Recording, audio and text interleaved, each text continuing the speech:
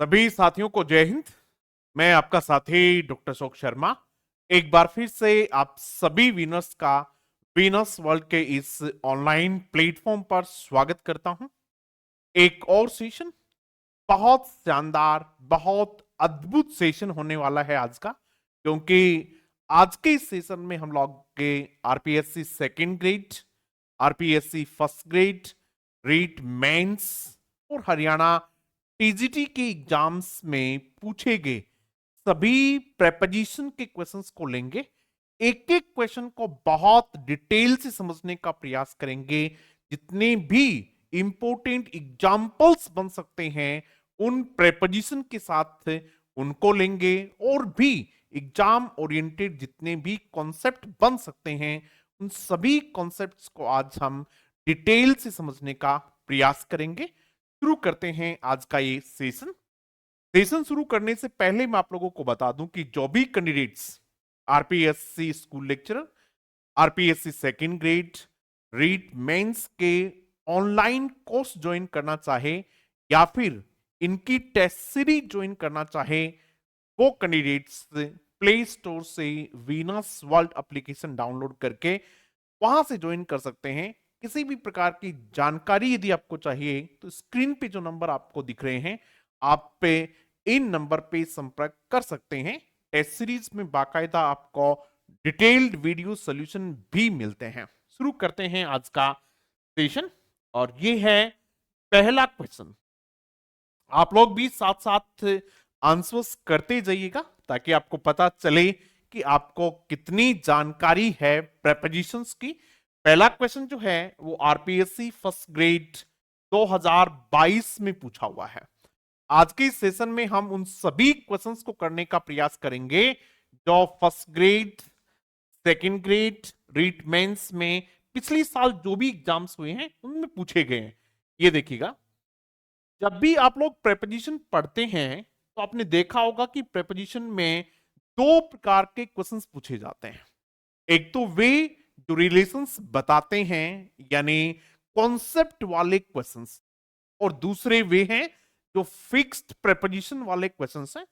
ज्यादातर जो क्वेश्चंस होते हैं वो फिक्स्ड प्रेपोजिशन वाले पूछे जाते हैं, और ऐसा नहीं है कि कहीं से कोई भी क्वेश्चंस पूछ लिया जाता है, ऐसा नहीं है। यदि आप ठीक ढंग से सोच समझ के अपनी तैयारी करते हैं, पुराने आए हुए क्वेश्चंस को बहुत ठीक ढंग से एनालिसिस करते हैं, उनका विश्लेषण करते हैं, तब आपको खुद पता चलने लग जाता है कि किस प्रकार के क्वेश्चंस पूछे जाते हैं। आप इस क्वेश्चन का आंसर करें, अब तक कर भी दिया होगा बहुत सारे बच्चों ने। Reena is desirous visiting Switzerland. Reena is, ये जो वर्ड है डिजायर से बना हुआ है। डिजायरियस जो वर्ड है ये डिजायर से बना हुआ है, DESIRE, और डिजायर का मतलब होता है इच्छा। नाउन है, ये एडजेक्टिव है। डिजायरियस यानी इच्छुक है। विजिटिंग स्विट्जरलैंड, आपके पास ऑप्शंस हैं फॉर पहला, दूसरा है ओवर, तीसरा है ऑफ, और चौथा है अबाउट। अब आपको यदि ये ठीक से पढ़ा हुआ नहीं है तो फिर आप इसका आंसर करने में थोड़ी दिक्कत का सामना कर सकते हैं। इसका आंसर होता है रीना इज डिजरियस ऑफ, आएगा इसमें। क्या आएगा इसमें? Of. Reena is desirous of visiting, यानी उसकी इच्छा है। किस चीज की इच्छा है? स्विट्जरलैंड विजिट करने की। अब इतने से काम नहीं चलेगा, इतने से काम नहीं चलने वाला है। हम ऑफ प्रेपोजिशन से जितने भी एग्जाम्पल्स इंपोर्टेंट हैं उन सबको आज करने का प्रयास करेंगे। जो जो एग्जाम में पूछे हुए हैं या जिनको एग्जाम में पूछे जाने की संभावना है उन सबको आज हम पढ़ने वाले हैं, और एग्जाम्पल भी करेंगे डिजरियस का भी। She became restless and desirous of change. क्या हो गई? रेस्टलेस हो गई, अधीर हो गई, और बहुत ज्यादा इच्छुक हो गया। ही है तो हो गया ऑफ चेंज। किसका? चेंज करने का, यानी उसकी बड़ी इच्छा थी कि वो क्या करे? चेंज करे। हमने ये वर्ड देखा यहां, और इसके बाद हमने क्या लगा दिया? यहां ऑफ लगा दिया। क्लियर हो गई बात भाई? और देखिएगा, my winners are desirous of getting good marks. मेरे जो विनर्स हैं वो बड़े इच्छुक हैं किस बात के, अच्छे मार्क्स प्राप्त करने के। उनकी बड़ी इच्छा है किस चीज की, अच्छे मार्क्स प्राप्त करने के। यानी ये वर्ड जब भी आपको मिले डिजरियस, तो आप क्या लिखेंगे, ऑफ लिखेंगे इसके साथ। क्लियर हो गई भाई। हमने ज्यादा से ज्यादा एग्जांपल्स इसलिए लिए हैं ताकि आपको क्लास के दौरान ही ये याद हो जाए, और वहां अगर ऐसा कोई क्वेश्चन आता है तो आपके फटाफट क्लिक हो जाए माइंड में कि इसका आंसर ये होने वाला है। आप भी साथ साथ बोलते जाइएगा, संभव हो तो लिखते जाइएगा, और यदि लिखना संभव नहीं हो तो कम से कम इतना तो लिखें, डिजरस ऑफ, डिजरस ऑफ इतना लिखें, change desirous of getting good marks, इतना लिख लेंगे तब भी आपको ये याद आ जाएगा कि डिजरस के बाद में क्या लिखना, हमें ऑफ लिखना है। और देखिएगा, ऑफ प्रेपोजिशन और कौन कौन से एग्जाम में पूछे जाते हैं। एक वर्ड होता है, वर्ब है अक्यूज, ACCUSE। अक्यूज का मतलब होता है किसी पे आरोप लगाना। क्या करना भाई, आरोप लगाना। उसके साथ भी जो प्रपोजिशन आती है वह ऑव आती है। एग्जाम्पल देखिएगा, he was accused of murder. उस पे किसका आरोप है, मर्डर का आरोप है। उसको किस चीज का आरोप लगाया गया है, उस पे मर्डर का आरोप लगाया है, वो मर्डर का आरोपित है। ठीक है, he was accused of murder. तो ये हमने देख लिया, अक्यूज के बाद कौन से प्रपोजिशन का प्रयोग किया हुआ है, ऑफ प्रपोजिशन का प्रयोग किया हुआ है। और देखते हैं, are you accusing accusing me of lying. क्या आप मुझे या मुझ पर आरोप लगा रहे हैं झूठ बोलने का। Accuse, ACCUSE, accuse of. आप इस प्रकार से इसको 2-3 बार लिखें, accuse of stealing the things, चीजों को चुराने का आरोप। अक्यूज्ड ऑफ मर्डर, मर्डर का आरोपी है।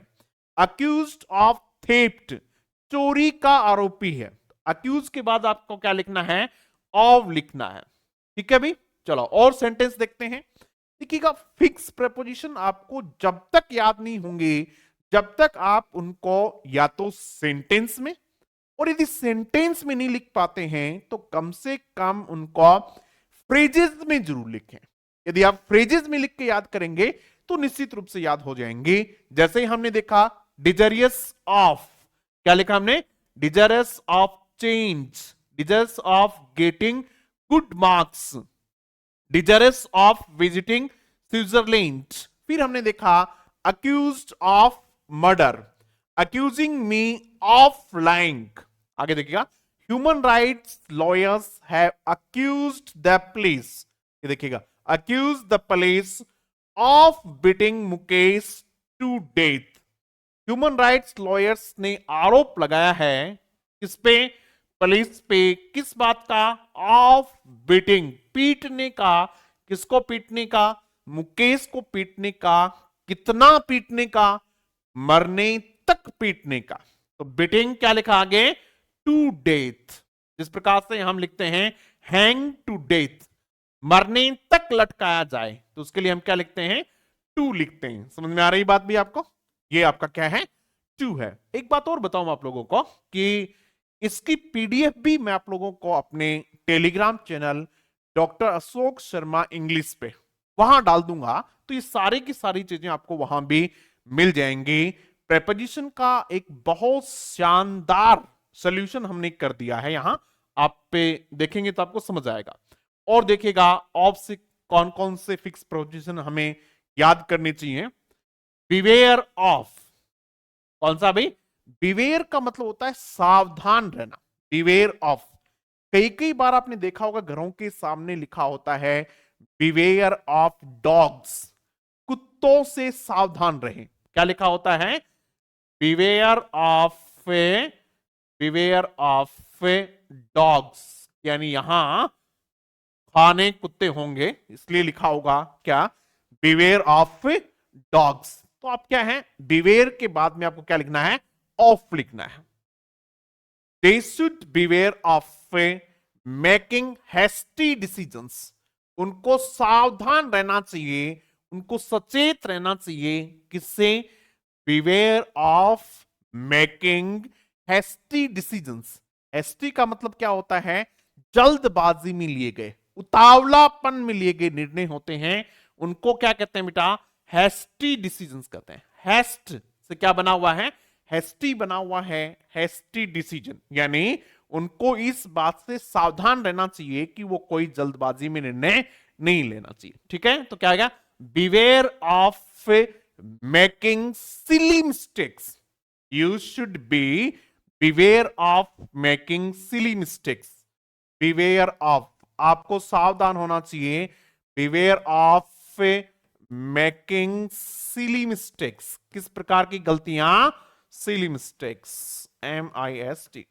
कई कई बच्चे एग्जाम फेल होते हैं, वो केवल उस प्रकार की गलतियों की वजह से होते हैं जो वो कर ही नहीं सकते। उनको लगता है कि ऐसी गलती मैं थोड़ी ना कर सकता हूं, इतनी बेवकूफी भरी गलती वो करते हैं, बाद में आके बहुत पछताते हैं कि यार ये गलती मेरे से कैसे हो गई, ये तो कोई छोटा बच्चा भी नहीं करे। Those types of mistakes are called silly mistakes। ठीक है, तो किनसे सावधान रहना भी आपको, beware of making silly mistakes. ठीक है, बिवेयर ऑफ बैड कंपनीज। आपको किस प्रकार की संगत से सावधान रहना है, बुरी संगत से सावधान रहना है। आप अपने एग्जाम्पल्स लिखिएगा, बिवेयर के साथ अपने एग्जाम्पल्स लिखिए, कौन सा प्रपोजिशन लगा के, ऑफ प्रपोजिशन लगा के आप लोग कोशिश करें ज्यादा से ज्यादा एग्जाम्पल्स लिखें। अपने खुद की सहूलियत के एग्जाम्पल जब आप लिखेंगे, then only you will be able to recall those sentences।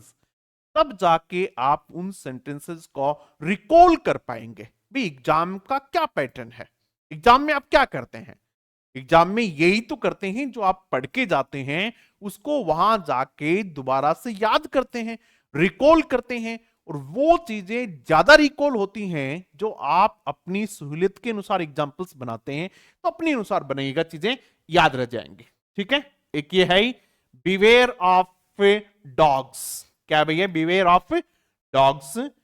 जिस किसी बच्चे ने आज की क्लास को बहुत मन से सुना है, तो मुझे नहीं लगता कि उसको, अगर इनमें से कोई भी प्रेपोजिशन आता है तो फिर वो उसका गलत नहीं होगा, ऐसा मान के चलते हैं।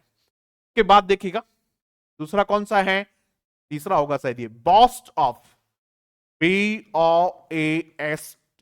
बॉस्ट ऑफ। ये क्या होता है अभी, बॉस्ट का मतलब होता है सेखी बघाड़ना। सेखी बघाड़ना का मतलब होता है अपनी बड़ाई करना, अपने बारे में ही बहुत कुछ कहना। तो क्या है, बॉस्ट ऑफ होता है, he is boasting of his abilities, he is boasting of his parents, his village। ठीक है, his house, अपने घर की बड़ाई कर रहा है, अपनी एबिलिटीज की बड़ाई कर रहा है, अपने साथियों के बारे में सेखी बघार रहा है, अपने कोई महिला है जो अपने ऑर्नामेंट्स की सेखी बघार रही है, तो सी इज बॉस्टिंग ऑफ। तो वो क्या कर रही है, वो बॉस्टिंग ऑफ कर रही है। तो ये है, क्या लिखेंगे आप इसमें, ऑफ लिखेंगे। समझ में आ गई बात में। The company is inclined to boast of its success. Company किसकी तरफ इंक्लाइंड है, किसकी तरफ उसका झुकाव है, किसकी तरफ उसका मन है, to boast of its success, अपनी सफलता की बॉस्टिंग करने में, अपनी सफलता की सेखी बघारने में। देखिएगा ये जो एग्जाम्पल्स हैं बहुत इंपॉर्टेंट एग्जाम्पल्स हैं, इसलिए कम से कम आप इन एग्जाम्पल्स को कहीं नोट कर लें।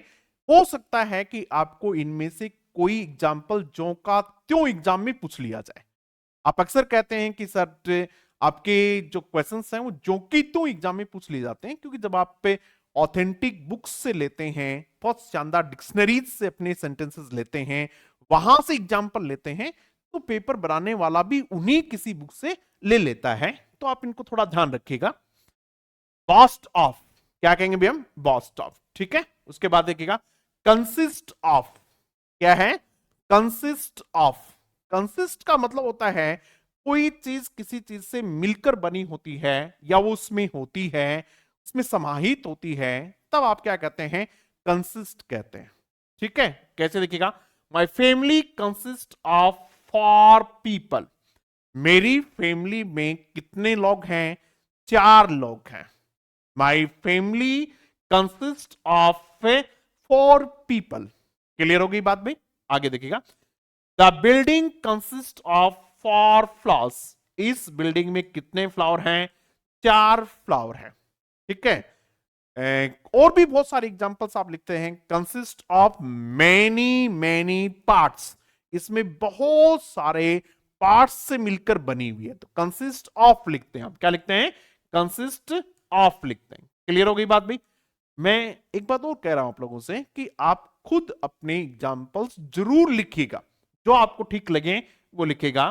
कंसिस्ट ऑफ एक बार वापस से रिवाइज कीजिएगा चीजों को फटाफट। हमने क्या लिखा भाई, देखो यहां से डिजरियस ऑफ लिखा हमने, उसके बाद में क्या लिखा, अक्यूज ऑफ लिखा हमने, उसके बाद में क्या लिखा, बिवेयर ऑफ लिखा हमने, उसके बाद क्या लिखा, बॉस्ट ऑफ लिखा, मेरे साथ साथ बोलते जाइएगा। उसके बाद हमने क्या लिखा, कंसिस्ट ऑफ लिखा। इनकी फ्रेजेस याद कीजिएगा, consist of 4 members, consist of 4 members, accused of murder, boast of its success, यही तो लिखे हमने। के बाद देखिएगा डिस्पोज ऑफ, ये पूछा हुआ अभी कई बार पूछा हुआ है, डिस्पोज ऑफ। जब आप किसी बुक में देखेंगे तो आपको लगता है कि फिक्स प्रपोजिशन के कोई बहुत सारे हैं, मतलब 50-50 60-60 पेज में फैले हुए हैं, इससे भी ज्यादा हो सकते हैं, तो आपको लगता है भाई कौन सा तो करें और कौन सा छोड़ दें। तो हमें थोड़ा पता रहता है पुराने पेपर्स वगैरह देखने से कि भी कौन से कर लेने चाहिए, तो मैंने वही आप लोगों के लिए लिखे हैं, डिस्पोज ऑफ। डिस्पोज ऑफ का मतलब होता है किसी चीज से छुटकारा पा लेना, गेट रीड ऑफ, एक वर्ड होता है गेट रीड ऑफ, ये एक मुहावरा है, किसी चीज से छुटकारा पा लेना का मतलब होता है get rid of.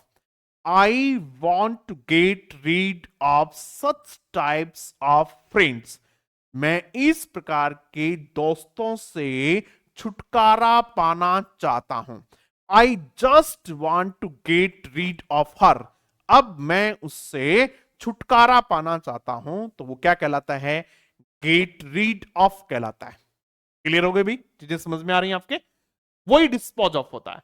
Your idea at least dispossess of the immediate problem, आपका जो आइडिया है वो कम से कम क्या कर रहा है, जो इमीडिएट प्रॉब्लम है यानी हाल ही में जो समस्या आई हुई है उसका थोड़ा बहुत तो छुटकारा हमें प्रदान कर रहा है। Dispose of, I don't know how to dispose of these items, अब मुझे नहीं पता कि इन आइटम्स को कैसे छुटकारा पाऊं या फिर इनको कैसे दूर करूं, उसको कहते हैं डिस्पोज ऑफ। हिंदी में एक वर्ड होता है निस्तारण करना, यदि आपने सुना हो तो एक वर्ड है निस्तारण करना, उस निस्तारण करने को क्या कहते हैं, डिस्पोज ऑफ कहते हैं।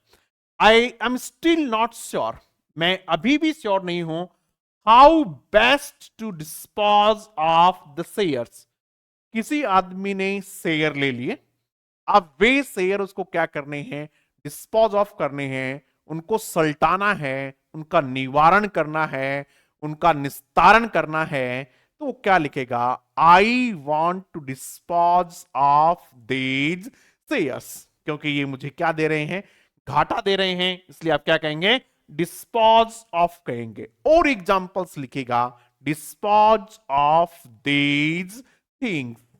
ठीक है, मैं इन चीजों से, आपके पास कोई पुराना सामान पड़ा है, ठीक है, आप उससे क्या करना चाह रहे हैं, छुटकारा पाना चाह रहे हैं, आप क्या कहेंगे, I want to dispose of these old items, तो आप क्या कहेंगे, डिस्पोज ऑफ कहेंगे। क्लियर हो गई बात भाई, समझ में आ गई। उसके बाद देखिएगा डिवॉइड ऑफ, किसी चीज से वंचित रह जाना, किसी चीज से कोई चीज नहीं होना, तो क्या कहते हैं, डिवॉइड ऑफ। ठीक है, देखें, the place is small and devoid of decorative embellishment, decorative embellishment क्या होता है? एम्बेलिशमेंट का मतलब होता है बहुत ही सजावट कह सकते हैं उसको, अलंकरण कह सकते हैं, ठीक है। और डेकोरेटिव डेकोरेटिव होता है, डेकोरेट सजाने के लिए किया गया। तो दिस प्लेस इज स्मॉल, ये जो प्लेस है ये क्या है? छोटा सा है। और ये किससे वंचित है? इसमें क्या नहीं है?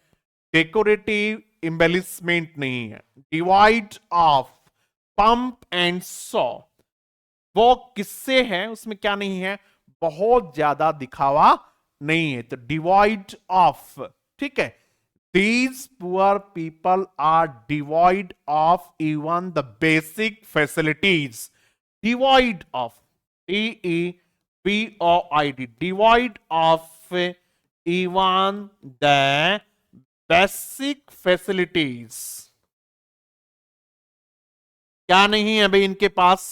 Divide of even the basic facilities. जो बेसिक फैसिलिटीज हैं, जो सामान्य सुविधाएं हैं, उनसे भी क्या है? वंचित हैं। They remained devoid of good education. They remained devoid of, वे लोग वंचित रहे हैं। किससे वंचित रहे हैं भाई? वो किससे रहे हैं? एक अच्छी, दे रिमेन्ड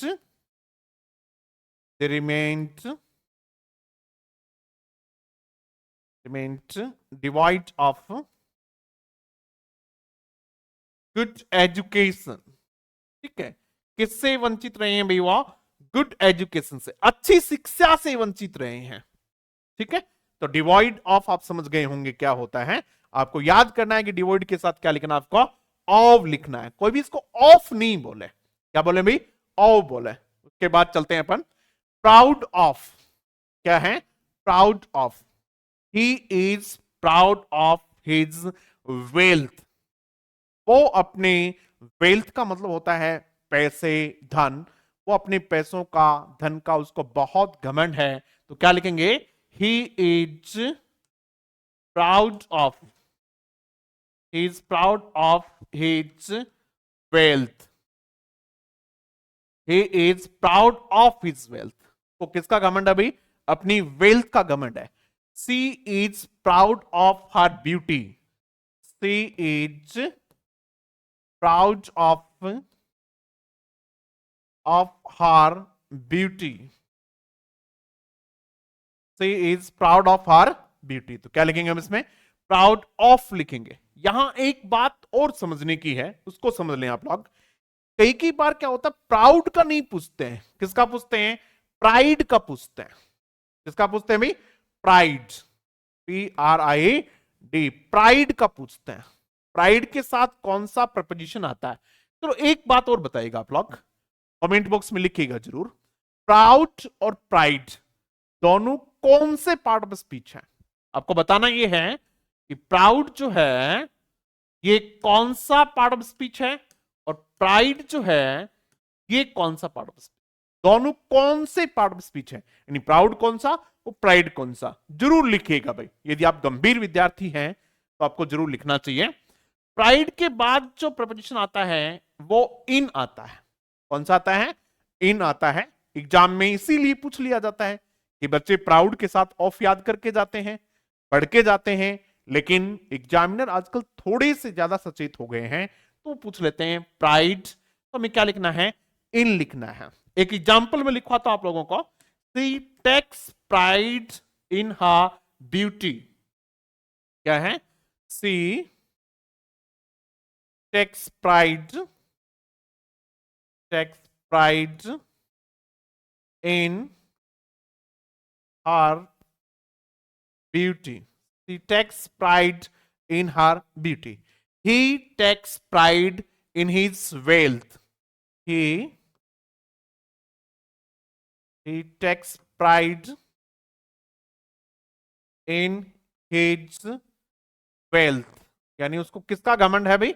अपने पैसे का घमंड है। तो प्राइड इन होता है, takes pride in, take pride इन।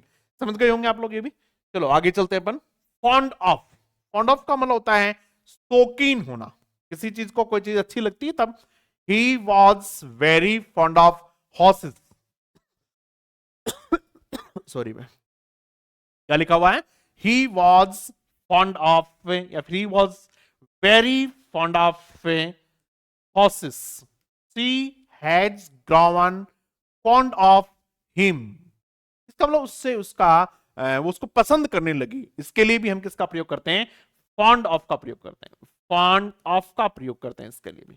ठीक है, तो ये कुछ वर्ड्स थे जो एग्जाम में अक्सर पूछे जाते हैं. जब ऑफ प्रेपोजिशन फिक्स पूछा जाता है तो इनमें से पूछ लिए जाते हैं. आपको ये मैंने एक अप्रोच दी है कि आपको तैयारी किस ढंग से करनी है.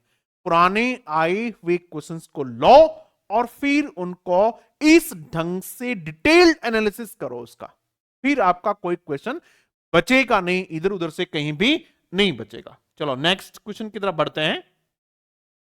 ये है दूसरा क्वेश्चन, देखिएगा, और ये भी पूछा हुआ है आरपीएससी फर्स्ट ग्रेड 2022 में पूछा हुआ है. ये क्वेश्चन भी पूछा हुआ है. आंसर कीजिएगा पहले तो इस क्वेश्चन का सब लोग. The wounded soldier. वुंडेड का मतलब होता है घायल.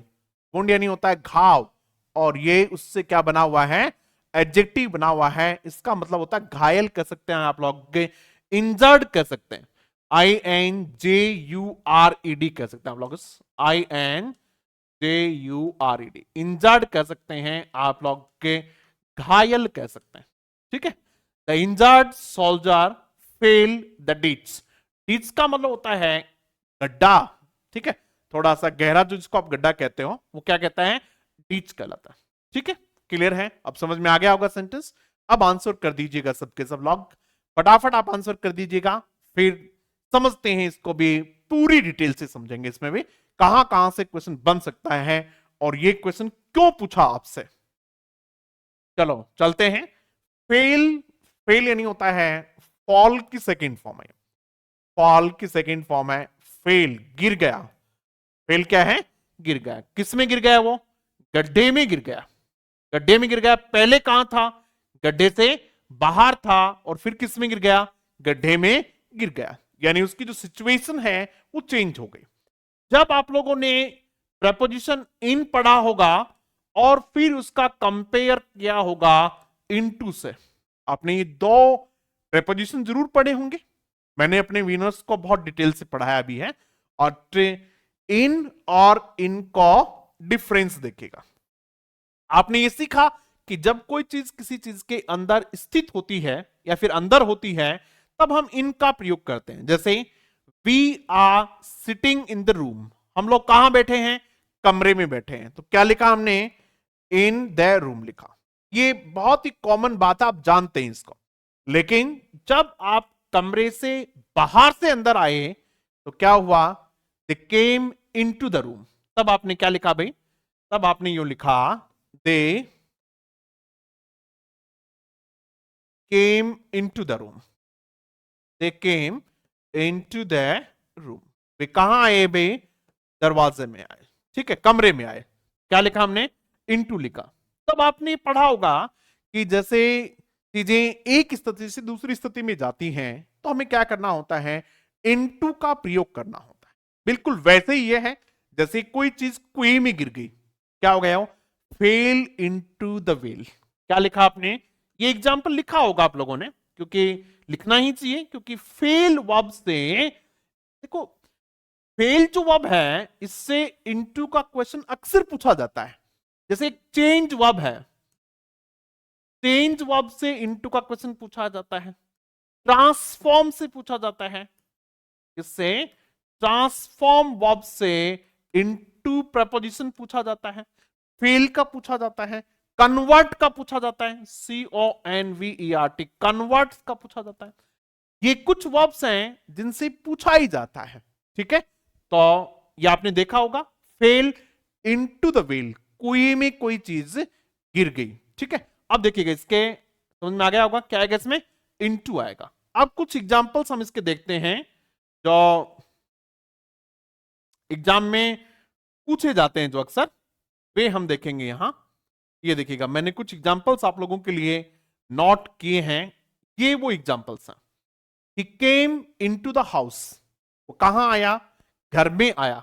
तो ये बहुत कॉमन एग्जाम्पल है. यहां तक सब बच्चे पढ़ के जाते हैं कि पहले घर से बाहर था और फिर कहां आ गया, घर में आ गया, इसलिए हमने क्या लिख दिया, इनटू लिख दिया। लेकिन आजकल जिस लेवल की आप लोग तैयारी कर रहे हैं वहां इस प्रकार का एग्जाम्पल नहीं पूछा जाता है। तो कैसा पूछा जाता है ये देखिएगा, दूसरे वाला example, she dived into the water, उसने गोता लगाया, किसमें, पानी में गोता लगाया, यानी पहले पानी से बाहर खड़ी थी और फिर कहां लगाया, गोता लगाया। तो ये जो डाइव वर्ब है, नहीं कहते डाई लगाना, तो गोता लगाना, शी डाइव्ड इनटू। अब इस प्रकार की एग्जांपल्स आपको करने बहुत आवश्यक हैं। कई कई बार क्या करते हैं आप लोग के कॉन्सेप्ट समझ लेते हैं कि साहब इनटू का प्रयोग ये है, और फिर छोटे छोटे एग्जांपल लिखते हैं, किस लेवल के, इस लेवल के एग्जांपल्स आप तैयार करके जाते हैं और आपको लगता है कि साहब मैंने बहुत अच्छे से कॉन्सेप्ट समझ लिया, और हकीकत भी ये होती कि आपने कॉन्सेप्ट समझ लिया, लेकिन आपने एग्जाम लेवल का जो कंटेंट था वो तैयार नहीं किया। आपका जो कंटेंट जो है वो एग्जाम लेवल का नहीं हुआ। एग्जाम लेवल के लिए आपको इस प्रकार के एग्जांपल्स लेने होते हैं, सी डाइव्ड इनटू। ठीक है, अब हो सकता है वहां ये आ जाए और आपको डाइव का पता ही नहीं कि सब डाइव होता क्या है, तो फिर आप इसका आंसर नहीं कर पाएंगे। डाइव इनटू यानी गोता लगाया उसमें, किसमें, पानी में। कोई पानी में गिर गया, ठीक है, या किसी ने गोता लगाया, गिरने वाला पूछा हुआ है, ये गोता लगाने वाला है। आगे देखिएगा, she threw the letter into the fire, उसने क्या कर दिया, लेटर किसमें डाल दिया, आग में डाल दिया इसने। She threw the letter into the fire, पहले आपके पास था यानी बाहर था, फिर आपने कोई चीज कहां फेंक दी, आग में फेंक दी, तो उसके लिए भी हमने किसका प्रयोग किया, इनटू का प्रयोग किया। समझे आगे बात, और देखिएगा, this book has been translated, इस एग्जांपल को देखिएगा, this book has been translated into 6 different languages, इस बुक को ट्रांसलेट किया हुआ है 6 अलग अलग लैंग्वेजेस में, 6 डिफरेंट लैंग्वेजेस इनटू। ठीक है, आप लोग नहीं कहते change the following sentences into passive voice, कहते हो कि नहीं कहते हो भी, चेंज द या फिर convert the following sentences into passive voice, यानी पहले वो किस में थे, पहले वो एक्टिव में थे और आपने उनको चेंज में किस में कर दिया, किस में कर दिया भाई, पैसिव वॉइस में कर दिया। IGNP इंदिरा गांधी नहर परियोजना has converted the barren land into fertile land, उसने कन्वर्ट कर दिया है, किसको कन्वर्ट कर दिया भाई, बैरन लैंड को। अरे इंदिरा गांधी नहर ने बैरन लैंड को, बैरन लैंड का मतलब बंजर भूमि को क्या कर दिया, कन्वर्ट कर दिया किसमें, इनटू फर्टाइल लैंड। तो आप क्या लिखेंगे यहां, इनटू फर्टाइल लैंड लिखेंगे, यहां आप लिखेंगे इनटू फर्टाइल लैंड। समझ में आ गई बात? क्या किया हमने, एक चीज से दूसरी चीज में क्या कर दिया, चेंज कर दिया। वाटर चेंजेस इनटू आइस, पानी किस में बदल जाता है, आइस में बदल जाता है। वाटर चेंजेस इनटू वेपर, पानी भाप में बदल जाता है। तो आपको क्या लिखना होता है, इनटू लिखना होता है। क्या लिखना होता है बेटा, इनटू लिखना होता है। समझ गए आप लोग, ये इनटू के एग्जांपल्स हैं। आगे देखिएगा, और एक बहुत अच्छा एग्जांपल हमने और लिया है आप लोगों के लिए, आगे चलते हैं।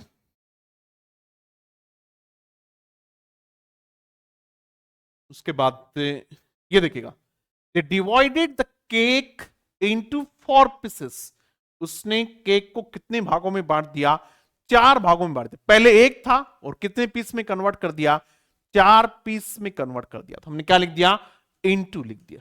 ठीक है, तो अगर आपसे इनटू का कोई क्वेश्चन पूछा तो फिर इनमें से आ जाएगा, या फिर इस कॉन्सेप्ट से रिलेटेड आ जाएगा और आप उसको करने में सक्षम रहेंगे। इस ढंग से आप लोगों को तैयारी करनी है। यदि आपको चीजें ठीक लग रही हो, आपको लग रहा हो कि वास्तव में चीजें एग्जाम ओरिएंटेड हैं, एग्जाम के नेचर को समझ के चीजें आपको दी जा रही हैं, तो निश्चित रूप से शेयर कीजिएगा, क्लास को लाइक कीजिएगा और कमेंट बॉक्स में जरूर लिखिएगा कि आपको चीजें किस लेवल की लगती हैं, किस ढंग से समझ आती हैं, और इस प्रकार की क्लासेस और होनी चाहिए क्या। इससे पहले हमने फ्रेजल वर्ब के जो क्वेश्चंस आए हुए थे वो सब आपको करवा दिए। इडियम्स और फ्रेजेस के जो एग्जाम्स में आए थे second grade, first grade, REET mains में, वो सारे करवा दिए हैं। और आज हम करवा रहे हैं प्रेपोजिशन का। तो इस ढंग से यदि आप लोगों को क्लासेस ठीक लगी और मुझे लगा कि बच्चे वास्तव में इंटरेस्टेड हैं, तो जितने भी टॉपिक्स हैं सभी टॉपिक्स किसी तरीके से करवाने का प्रयास करेंगे। ये था हमारा दूसरा क्वेश्चन। के बाद चलते हैं तीसरा क्वेश्चन है। ये भी फर्स्ट ग्रेड 2022 में पूछा हुआ।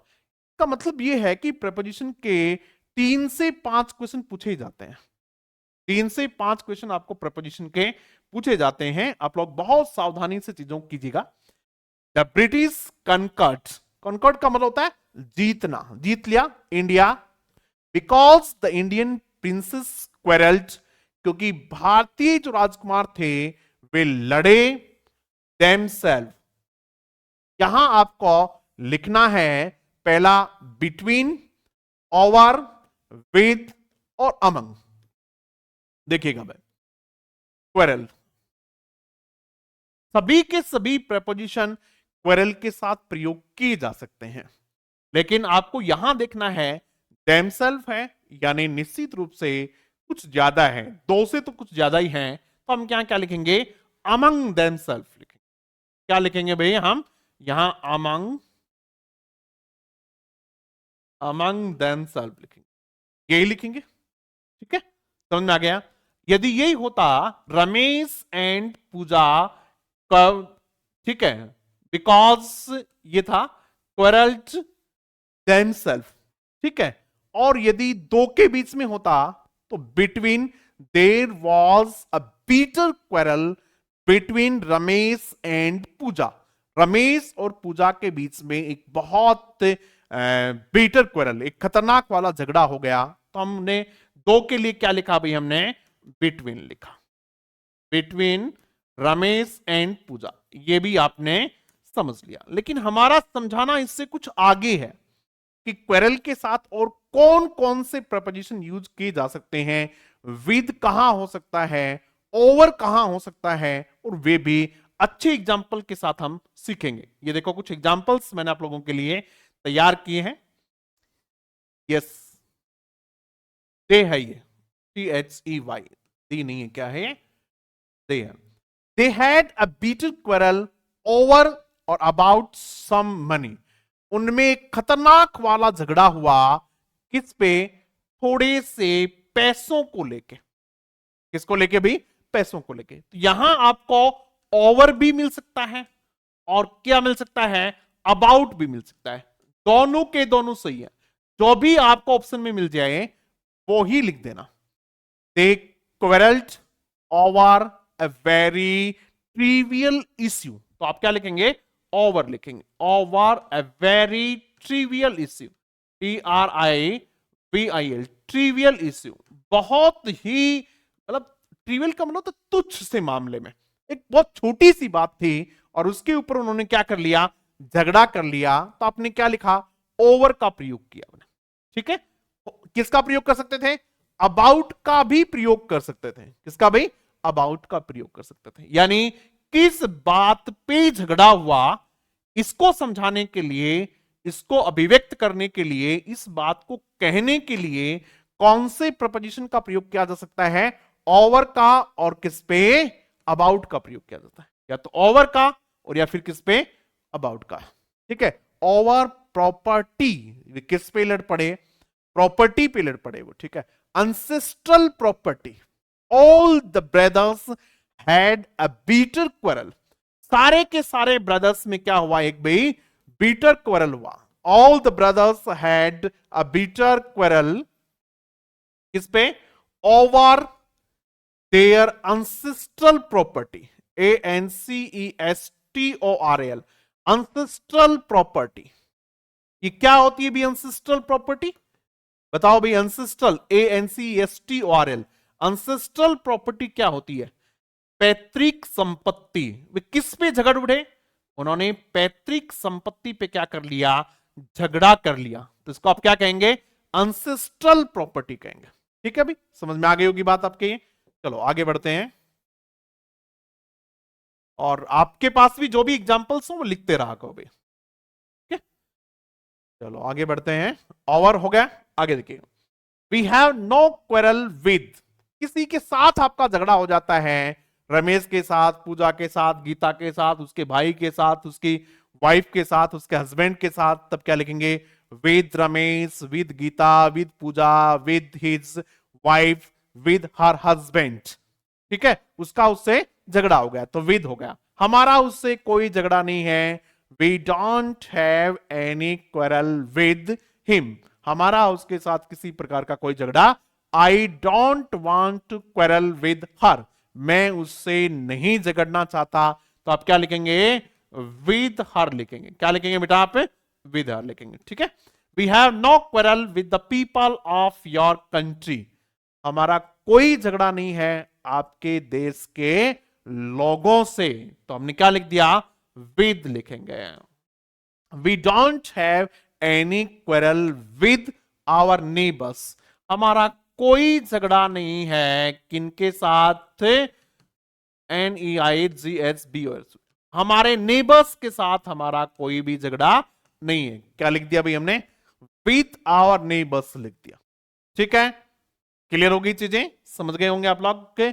एक चीज इसमें और भी समझाने की है, आप लोग समझने की कोशिश कीजिएगा। आप मुझे बताइएगा, ये जो द है, ये आर्टिकल का प्रयोग सही है क्या? पीपल के साथ अक्सर आर्टिकल का प्रयोग नहीं किया जाता, नहीं किया जाता ना। जैसे people grow rice in UP, people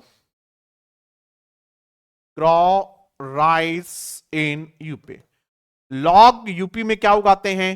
चावल उगाते हैं। तो हमने पीपल के साथ आर्टिकल लगाया क्या? नहीं लगाया। लगाना चाहिए क्या? नहीं लगाना चाहिए। ठीक है, क्योंकि यहां people in general, people in general का मतलब होता है सभी लोगों की बात कर रहे हैं सामान्य में। ठीक है, लेकिन यहां कौन से लोगों की बात कर रहे हैं? आपके देश के लोगों से हमारा कोई झगड़ा नहीं है। हो सकता है उनके देश के लोगों से हमारा झगड़ा हो, लेकिन आपके देश के लोगों से हमारा किसी प्रकार का कोई झगड़ा नहीं है। तब हमने इससे पहले क्या लगा दिया? आर्टिकल द का प्रयोग हमने कर दिया। आगे देखिएगा, एक सेंटेंस और है, एक सेंटेंस और है। She quarrels with everyone in the village, वो झगड़ती है हर आदमी के साथ, गांव में हर आदमी के साथ झगड़ती है। She quarrels with everyone in the village. ठीक है, कुछ लोग होते हैं गांव में ऐसे जो हर के साथ झगड़ते ही रहते हैं, तो उनमें से ये एक है, तो हमने किसका प्रयोग कर दिया?